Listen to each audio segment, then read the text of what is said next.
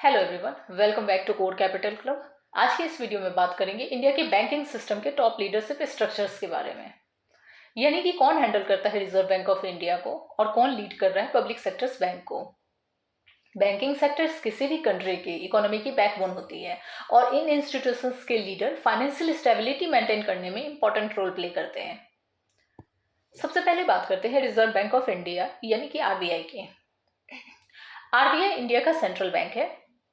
इसका main role होता है मॉनेटरी पॉलिसी बनाना, इन्फ्लेशन कंट्रोल करना, करेंसी इशू करना और पूरे बैंकिंग सिस्टम को रेगुलेट करना। करंट गवर्नर है संजय मल्होत्रा जी, जो आरबीआई के 26th गवर्नर के रूप में सर्व कर रहे हैं। गवर्नर का रोल होता है मॉनेटरी पॉलिसी डिसीजन लेना, बैंकिंग सेक्टर को सुपरवाइज करना, फाइनेंशियल स्टेबिलिटी मेंटेन करना, इकोनॉमिक ग्रोथ को सपोर्ट करना। गवर्नर के साथ डेप्टी गवर्नर भी काम करते हैं जो अलग अलग डिपार्टमेंट हैंडल करते हैं। इसमें शामिल है रोहित जैन, शिरीष चंद्र मुर्मू, डॉक्टर पूनम गुप्ता और स्वामीनाथन जानकी रामन। डेप्टी गवर्नर्स अलग अलग डिपार्टमेंट्स जैसे कि banking supervision, monetary operations, financial market और इंटरनल एडमिनिस्ट्रेशन को संभालते हैं। आरबीआई की चीफ फाइनेंशियल ऑफिसर यानी सीएफओ सुधा बालकृष्णन है। सीएफओ का रोल इंस्टीट्यूशंस की financial planning, financial management, budget plannings, internal financial system, इस सब को स्ट्रांग बनाना होता है। अब चलते हैं पब्लिक सेक्टर्स बैंक की तरफ।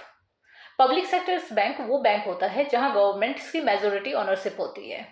सबसे पहले बात करते हैं स्टेट बैंक ऑफ इंडिया की। एसबीआई इंडिया का लार्जेस्ट पब्लिक सेक्टर्स बैंक है। इसके चेयरमैन है चल्ला श्रीनिवासु सेठी। चेयरमैन और टॉप मैनेजमेंट स्ट्रेटेजिक डिसीजन लेते हैं, बिजनेस एक्सपेंशन, डिजिटल बैंकिंग और कस्टमर सर्विसेज पर फोकस करते हैं।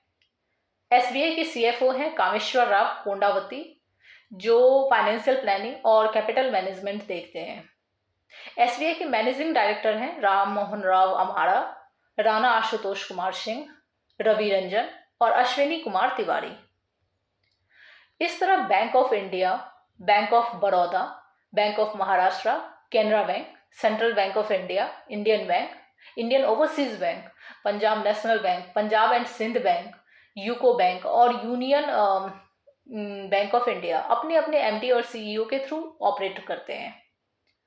बैंक ऑफ बड़ौदा के एमडी डॉक्टर देवदत्त चंद्र है।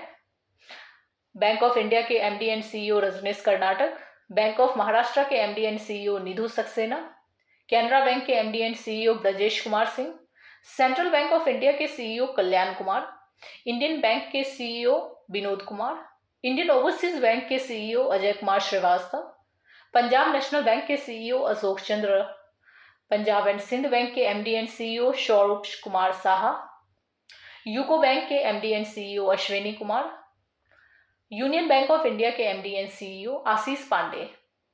इन लीडर्स का काम होता है बैंक ग्रोथ स्ट्रेटेजी बनाना, loan policies, digital transformation and customer service improve करना, फाइनेंशियल इंक्लूजन इंक्रीज करना। एक इंटरेस्टिंग फैक्ट ये है कि अगस्त 2019 में गवर्नमेंट ने बैंकिंग रिफॉर्म्स के अंदर मल्टीपल पब्लिक सेक्टर्स बैंक को मर्ज किया था। इस रीस्ट्रक्चरिंग का ऑब्जेक्ट ये था कि बैंकिंग सिस्टम को स्ट्रांग बनाना, ऑपरेशनल एफिशिएंसी बढ़ाना और ग्लोबल कॉम्पिटिटिवनेस इंक्रीज करना। इस मर्जर के बाद इंडिया में पब्लिक सेक्टर्स बैंक की टोटल नंबर रिड्यूस होकर 12 रह गई थी। जैसे कि इलाहाबाद बैंक जो है वो इंडियन बैंक में मर्ज हुआ था, Andhra bank union bank of India में मर्ज हुआ था, oriental bank of commerce United bank of India, ये दोनों जो है ना वो पंजाब नेशनल बैंक में मतलब मर्ज हो गया था।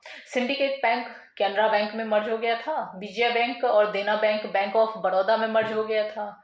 इस प्रकार इंडियन बैंकिंग सिस्टम में जो कंसोलिडेशन करके एफिशिएंसी, कैपिटल स्ट्रेंथ और कस्टमर रीच बढ़ाने का प्रयास किया गया था। तो ये थे इंडियन बैंकिंग लीडरशिप स्ट्रक्चर्स के ओवरव्यूज।